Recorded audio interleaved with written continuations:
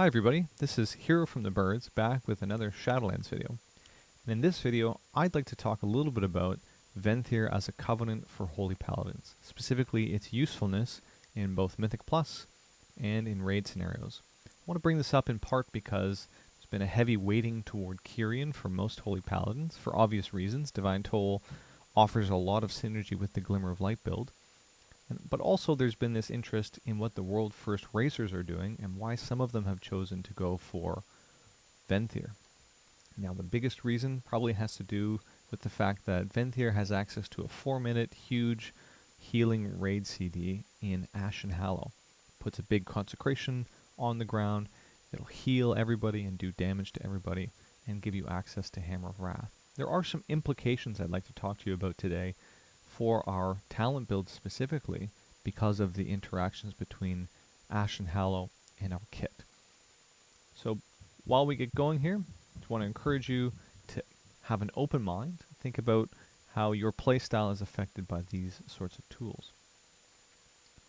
In addition to Ashen Hallow, there's one other piece that makes this sort of an interesting thing that we're going to keep in mind. Thrillseeker. Thrillseeker is essentially a stacking buff that once it reaches 40 seconds grants you a haste buff, a 20% haste buff that adds on top of what your haste is already. So I think I'm at 31% haste with my food buff. This punches me up to something like 57% or something like that. Thrillseeker is interesting because it essentially has a 1 minute and 20 second cooldown if all you're doing is auto-attacking or sitting in combat. If you kill things on top of that, it goes even quicker. So the uptime of this buff is at the highest point, 1 minute 20, but sometimes it can get much lower, especially in Mythic Plus. And this haste buff presents us with a lot of opportunities and also some interesting problems. One of the biggest ones actually has to do with the Glimmer of Light playstyle. So Crusader's Might as a cornerstone of Glimmer of Light, reducing the CDR of Holy Shock, depends on a fine balance of our GCDs. We want to be Holy Shocking into Crusader Strike to reset Holy Shock as often as possible. But the problem is we don't want to overcap our charges of Crusader Strike, and we don't want to press Crusader Strike too many times in a row because we will not take advantage of the CDR on Holy Shock itself. So there's a kind of fine balance of playstyle where you want to Holy Shock Crusader Strike and then spend with Word of Glory or Light of Dawn, depending on if you're in Mythic Plus or in raids. And especially if we're using Sanctified Wrath during Wings Up time, this gets even more cramped as you have more and more Holy Shocks coming back. It's a fun playstyle, but it actually has bizarre synergies with high amounts of haste. You start to run into the problem of having to press these back and forth and not being able to adequately get out your spenders or fill in with anything else. And one thing I've found is that when you're playing Venthyr, you have less of a desire to move toward Glimmer of Light because you don't have access to 1 minute Divine Tolls spreading your glimmers around. And you also have this bizarre situation of high access to Hammer of Wrath. That presents a problem. Traditionally, in execute phases, the Glimmer of Light build has to choose between using a Crusader Strike to cool down Holy Shock or using a Hammer of Wrath to build Holy Power.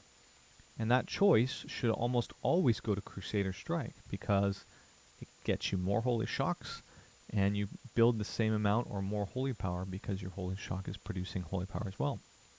When you have Ashen Hallow down, you have access to 100% bonus damage Hammer of Wrath, which is also building Holy Power, and it's free. This presents a bit of a problem, and that's why most of the world first rating Holy Paladins that are taking Venthyr have moved away from the traditional Glimmer of Light build. They're still doing melee Paladin stuff, meaning they're not using their infusion procs on Holy Light or Flash of Light, but they have decided to index into burst healing cooldowns like Light's Hammer and Holy Avenger and into Awakening. And the reason for this is pretty straightforward once you see what's going on. Thrillseeker is granting them tons of haste every 1 minute to 1 minute and 20 seconds.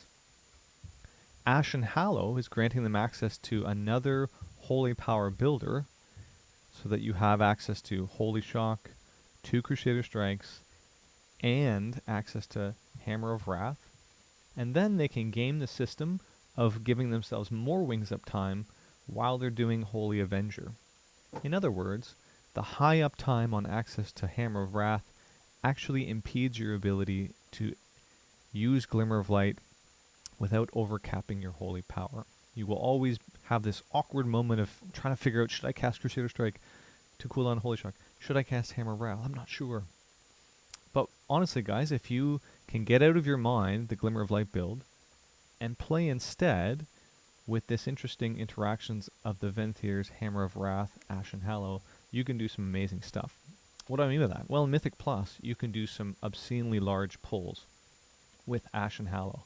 Ashen Hallow's healing and damage is ridiculous. It's off the charts. You can pull insane damage on bosses specifically. So if you're needing Ashen Hallow for Mythic Plus on Tyrannical, you can pair that together with Holy Avenger and Wings to do just absurd amounts of damage. Sometimes I've seen upwards of like 6k DPS on a Tyrannical boss in Mythic Plus. And that's because of the way Ashen Hallow scales its damage.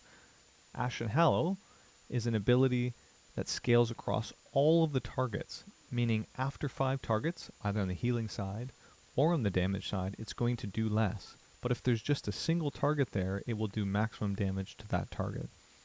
So if you're in Plaguefall and you're hitting one boss, Ashen Hallow is going to do a ton of damage, but it's also going to do a bunch of healing.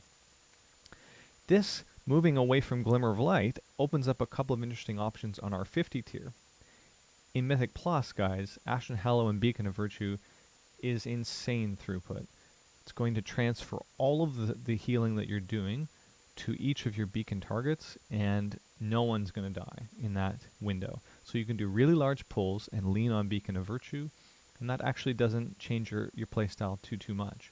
In a raid setting, you can lean on Beacon of Faith, knowing that all of the healing from Ashen Hallow and your Light of Dawns and that stuff are going efficiently into 2 targets, whether it's both tanks or somebody who's injured, that sort of thing.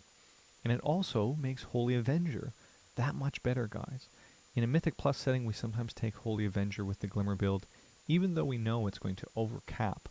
But with access to Thrillseeker, with access to Ashen Hallow, Holy Avenger suddenly opens up a window for us where we can efficiently build and spend Holy Power without worrying that we're overcapping our GCDs on Crusader's Might. Just a note, it's obviously the cast time of Ashen Hallow, and it ticks every 2 seconds. You can see it here healing myself, doing damage to all these targets. They happen simultaneously, so the damage and the healing goes out at the same time.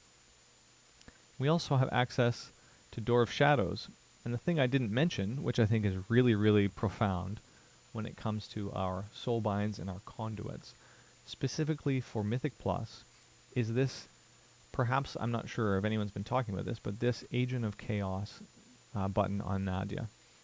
Door of Shadows disorients all nearby enemies at the target location for 6 seconds when you appear.